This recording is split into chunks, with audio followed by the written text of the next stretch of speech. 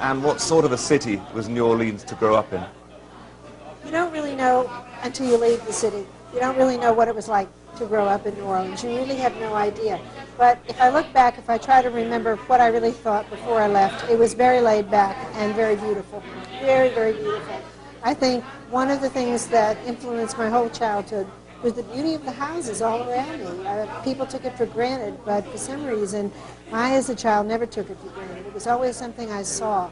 The beautiful Greek columns, the black ironwork on the porches, and the gorgeous gardens that people had everywhere. The poorest person in New Orleans can have a great big oak tree in the backyard and can have a garden. You know, can plant sweet peas and poppies and wildflowers. And it's a very sweetly fragrant and green city. It's something that you got very involved in, though, isn't it? In the maintenance and the restoration of that architecture. It's very important to you today. It's very important to me today, but when I was growing up, people didn't think too much about it. You know, if you lived in an old house and you had peeling plaster and you had to bang on your water pipes to get the water to come out, you sort of took that in stride. That was sort of part of being in New Orleans. That's the way it was. Today, we're trying desperately to save things from disintegrating. I guess we never dreamed back in the 40s and the 50s that so much would be torn down, so much would be lost. We weren't a very progressive city. We weren't a city where industry came to build factories and create businesses, so we never had to worry. Then came the 1960s and the 1970s and the 80s, the oil boom. There was progress. We began to lose some of our beautiful houses. Everybody became alarmed. We formed historical societies, preservation societies, avenue societies like the St. Charles Avenue Society to stop the destruction. And right now, I think all of us, we want to preserve what we have. But we also have to stay flexible. You know, we're not a museum city. We're a city where people live, where people party, where they dance in the streets, where they enjoy a good cup of coffee, where they gather with their cousins. So we want our architecture to remain beautiful, but we want it to remain livable too. Because it's quite a job, actually, but it's a fun job. It's living. Must be a huge commercial threat from things like this massive convention center you've got here now. Well, the convention center took the place of a lot of warehouses, so that was not too hard for us to swallow. We were happy about that. We need the convention center. But what we do want to save are all the beautiful homes along St. Charles Avenue, the Garden District homes and the homes uptown, and of course the French Quarter. Now when you're talking to me here, you're uptown. And uptown is a whole world unto itself. And I tend to forget about the French Quarter, but of course the French Quarter is down there with its very strict rules about who can paint what color on whose house and so forth. And people do come from all over the world and they want to see the French Quarter too. Uptown, we're saving Greek revival houses that were built in the 1840s and 50s and 60s, and we're saving Victorians, as we call them, that were built in the 1890s and around the turn of the century.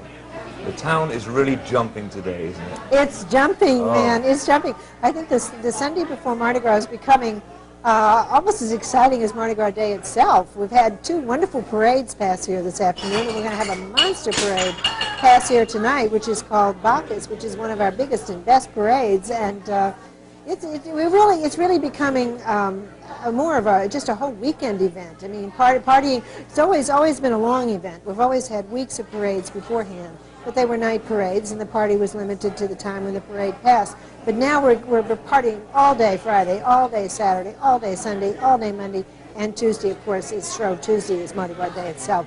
We really pull the stops out on that day. I talked to a lot of natives in New Orleans who say, I just can't take it anymore. I have to get out of town for a whole fortnight. I think people go through that phase. They go through that phase, but it's amazing how short that phase can be. We sometimes call them the crew of Aspen because they all go skiing in Aspen, Colorado. You know, and the crew, of course, that's the word we use for a Mardi Gras group, like the crew of Orpheus, the crew of Momus, the crew of Endymion, whatever. And they're the crew of out of town, I guess is what you'd call them. But they come home. They come back. You know, sometimes you have to get away for a few years, and then you come back and you party again. The great thing is, you know, Mardi Gras is always there. But if you go away one year, it's going to be there the next year. It's going to be there the year after. And I think every year it gets better. It gets bigger. It gets more exciting. More people come. More people participate. The parades get longer. The floats in the parades become more and more beautiful and elaborate. I think it's very, very exciting. When I was a child, it was far more conservative. The floats were delicate. And the parades were lit by torchlight. The flambeau carriers were the only source of light. Now we have electric lights on the floats. They're big. Now, some people may see that as bad. They may see that as a destruction of some kind of fragile beauty. But I see it as an expansion into a new kind of beauty. You can illuminate all kinds of gorgeous painted details on the float. I think it's absolutely terrific. As far as your work is concerned, as far as your writing is concerned, is New Orleans still giving you inspiration? Are there still enough things to draw on in this town? Always and forever. I never stop writing about New Orleans. I can't get enough of it. I do periodically set a book someplace else. A recent book I wrote, Pandora, is set mainly in ancient Rome, but it ends with the characters on the road to New Orleans. And I have many, many more stories to tell that are set in New Orleans. I like to write about my own houses in New Orleans. I've used the house that you and I are talking in now, I've used that as the setting for a novel called Violin. I've used my home 3 blocks away from here as a setting for The Witching Hour, another novel. I just keep right on going. It'll never stop for me. I made the big mistake of reading Interview with a Vampire when I had a 5-year-old daughter, when my daughter was 5. Big mistake. I should not have, and I haven't looked at it the same way since. Well, that's quite a compliment. I appreciate that. That means Claudia scared you. Right? Oh, what? Yeah. Just a bit. Is New Orleans a good place for a vampire to live? Oh, definitely. New Orleans is the best place for a vampire to live because there's so much life at night, so a vampire gets to see a lot of excitement, and there are a lot of nice, dark, soft, sweet, warm places to sleep. A lot of beautiful cemeteries above ground where a vampire can crawl into a nice Greek revival-style tomb and sleep in a beautiful old-fashioned coffin, and then get up in the evening in Rome. You know, it's a great, great city for the walking vampire or the motorcycle riding vampire or whatever.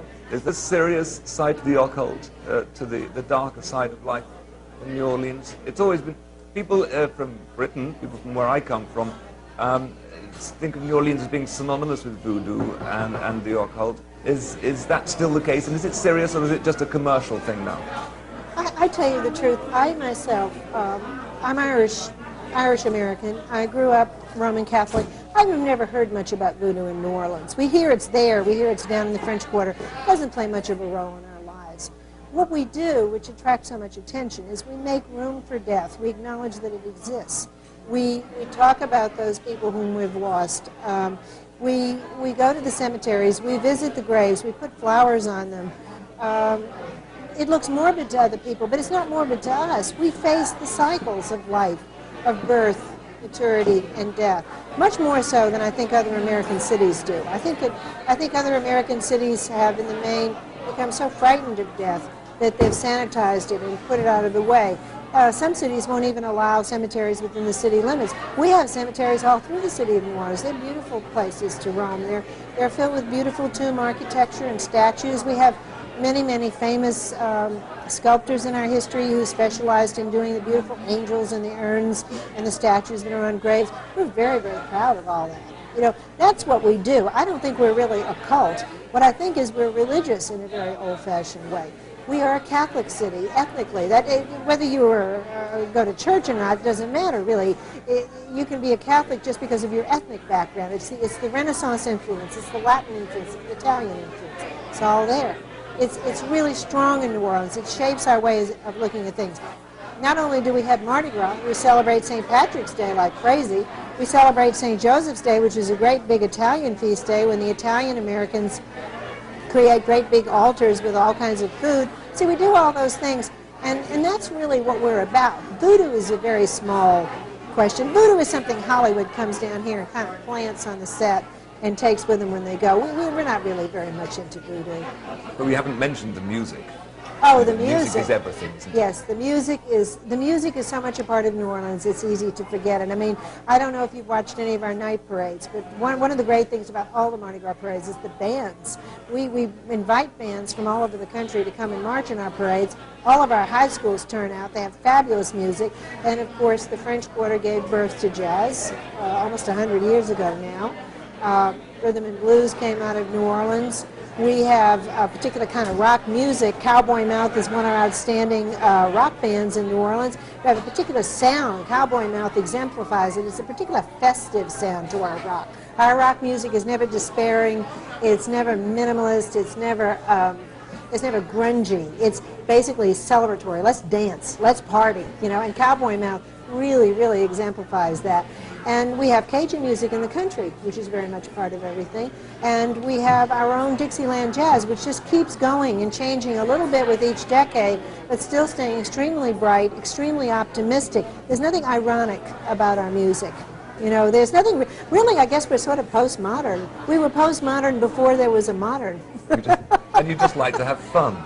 Yes, yes. Which is what we're doing here. And we know how to have fun. Yeah, and we love it. And that's what we're doing here at this party. Explain what this party is and why it came about. Well, we're here in my house, and we're on St. Charles Avenue, which is the parade route. And I have an open house all during Mardi Gras for all of my cousins and friends and family and really anybody who wants to come. And tonight we're hosting in particular a crowd of people who are part of the crew of Orpheus. That's the Mardi Gras group to which I belong. And I'll be parading with them tomorrow night. Monday night is our night to parade. Tonight is our night to party and to greet all the out-of-towners who've come to be part of the Orpheus parade this year. And we're hosting them here. So the house is packed, actually, and we're having a lot of fun. Very soon Bacchus will be passing, a huge parade, one of the best parades of the whole Mardi Gras season. And we'll all go out on the front porches and the steps to watch Bacchus and dance in the streets. And that's what we'll be doing. We don't want to make you miss any of that at all. Thank you very much for joining us at MardiGrasNewOrleans.com. Thank you. Thank you very much. Pleasure.